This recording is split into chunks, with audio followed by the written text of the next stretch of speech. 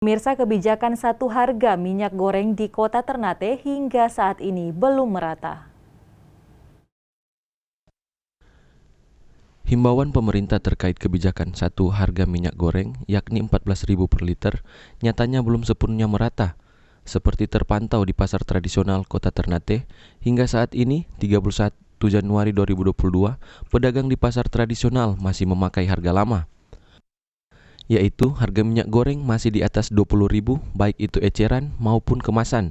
Hal tersebut disampaikan oleh Malik, salah satu seorang pedagang tradisional di Kota Ternate. Ia mengaku rugi jika minyak goreng yang dijual satu harga, sebab minyak yang ia dapatkan dari produsen masih cukup tinggi. Jelaskan.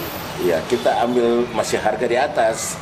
Nah, sekarang kita suka juga mau harga di bawah, tapi barangnya enggak ada. Coba kalau di ini memang harganya di bawah, cuma barangnya kosong. Jadi kalau jual di bawah berarti dari pedagang sendiri gimana? Ya rugi lah, karena kita ambil masih harga di atas ya. Bisa berapa yang ini? Satu ini 22 liter. Berapa harga itu 2 liter itu? 20 turun kemarin kan 24. Sekarang turun 20. Jadi harapan ibu bagaimana? Ya coba diturun lagi toh biar kita agak ringan sedikit. Toh?